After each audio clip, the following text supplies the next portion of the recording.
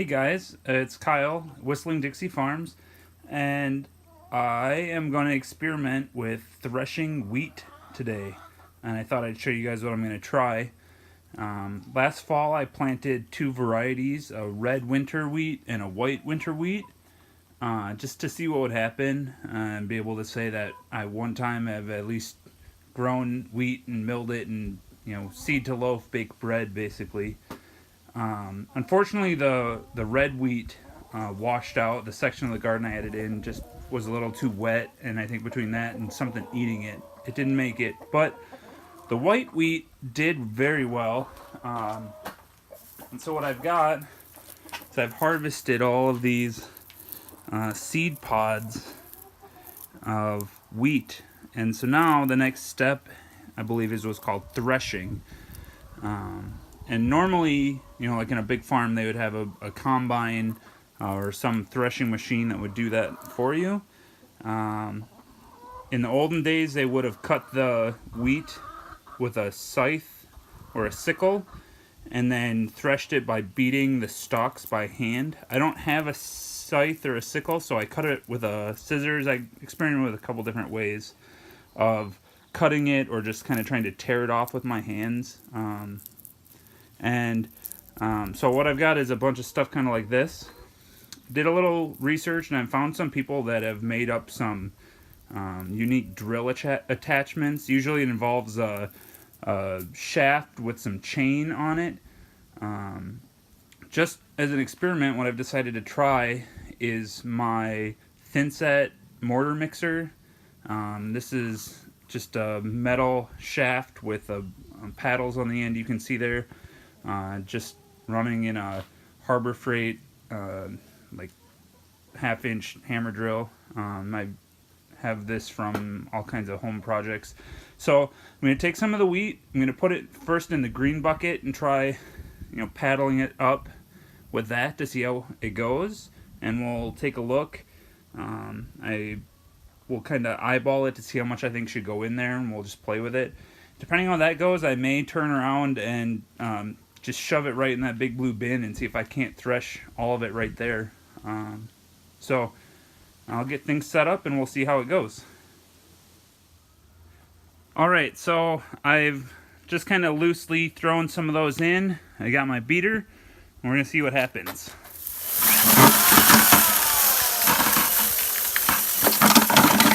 Seems to be working, but I definitely don't want to go too fast. It's flying out a bit.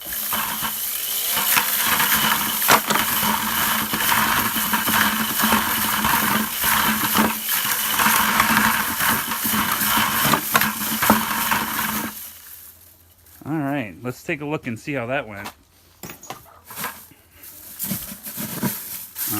So there's a bunch of straw, but down here in the bottom, wow, that's actually working really well. You can see there's a lot of chaff, but look at all the wheat in there. Wow, that's really exciting. Yeah, I think I'll throw a bit more in there, try it a couple more times, and then we'll see how that goes and maybe try it right in the blue thing. So let's put some in there.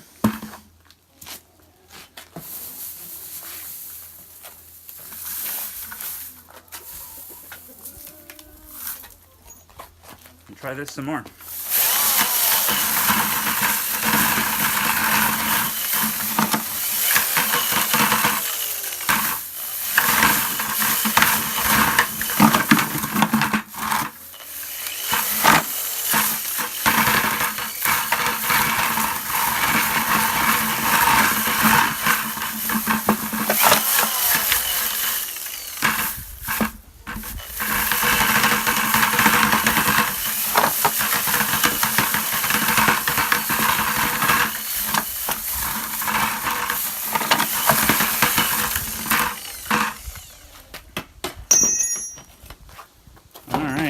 So quite a bit of straw, but if I look at these seed heads, it looks like most of, if not all of, the wheat has been knocked out of the pod.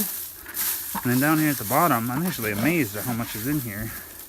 And there's quite a bit of chaff, but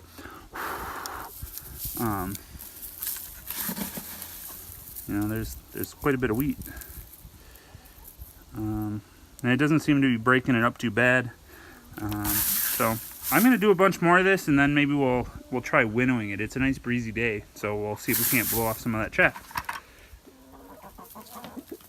All right, so I think I've done a pretty good job of threshing with that device. What I basically found is the stuff that had longer stems worked best in the bucket, and the stuff that was just the seed head that I cut short worked well in the tub.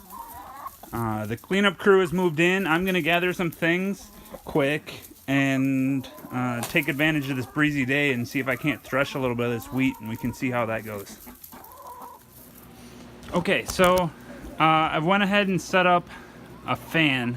As soon as I said that it's a nice breezy day, of course the wind has died down and become a little inconsistent. So I grabbed a fan. It's got the bin.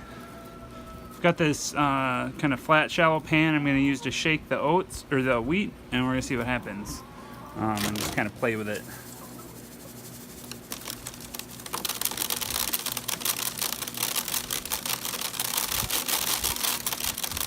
Well, it seems to be blowing away most of the chaff.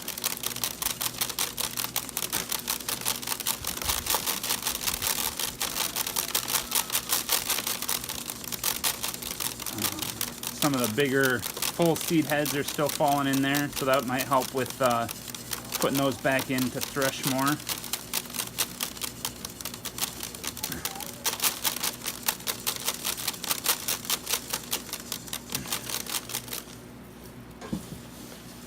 Do one more and we'll check it out here.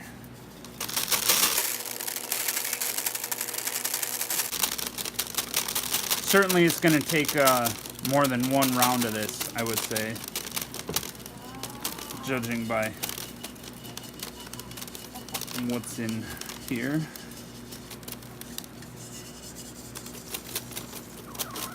Alright, so here's what we've ended up with, which is mostly wheat.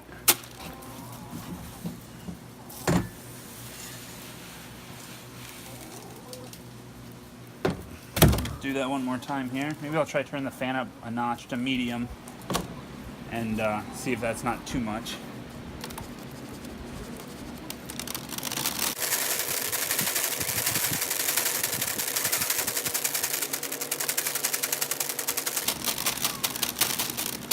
Maybe if I turn this way, it seems like the wheat was landing on this half and the chaff a bit on that half, so maybe I just need a wider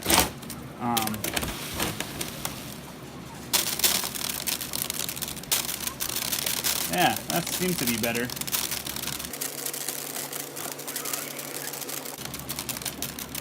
Alright, I'm going to try one thing here. I'm going to shake it all the corner. Kind of give it a shake. I'm going to pick up these seed heads, put them back in the bucket.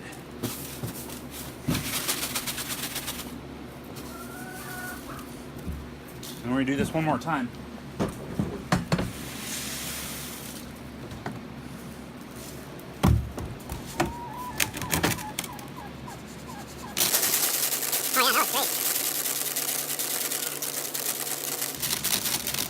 The idea is the wind is blowing away the lighter chaff while the heavy seeds kind of fall straight down into the bin. And then it just becomes a balancing act of how much wind and how high I drop it, it seems to be. Alright. So, here we go. If I knock out some of these seed heads, that's a fair amount of wheat from just one bowl. I'm really excited. I was kind of worried that this wouldn't turn into much. I planted, let's see, the stuff that survived was probably about 2.5 pounds, maybe 3, that I put in the ground. And then I would say probably a good third of that to maybe close to half. I don't know if it blew down.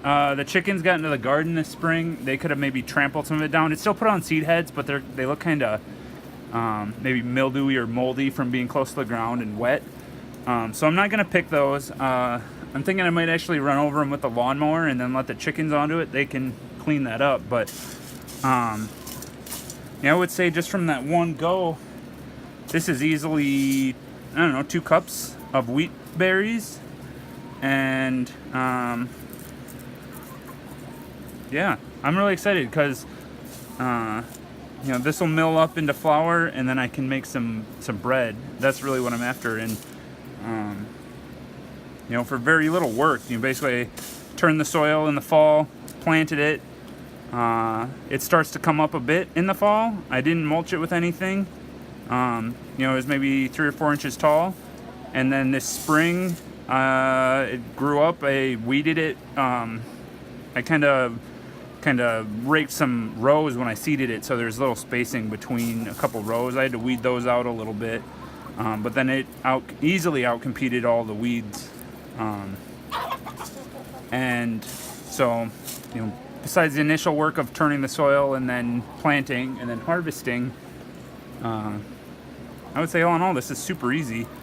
Certainly the harvesting, I could come up with a new method. It's a lot of work to go in there with just a regular pair of kitchen shears and chop all this stuff up, but I'm gonna get through the rest of this bucket, and I've got about half again as much to harvest, so I'd be real thrilled if I end up with more seed than I started with, at least. And maybe I'll plant some back this fall. So I'll show you what I get when I get that far. All right, so after I cut the video, I ended up going out to my garden and picking the rest of the wheat that was out there that I thought looked good, and this is my final product.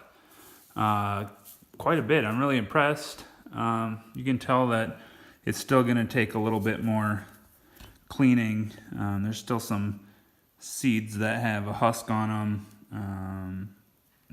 I don't know how I'm going to quite handle that. Maybe thresh them a bit more, but overall I'd say they're pretty good and clean. I'm really happy with the end product, all things considered. I probably planted maybe 4 or 5 cups of seed. I would say that might even be on the high end. And I certainly didn't have 100% efficiency in harvest due to all the stuff that had blown down. So, I have no idea. This is probably, 4 to 1 return on that, if I had to guess.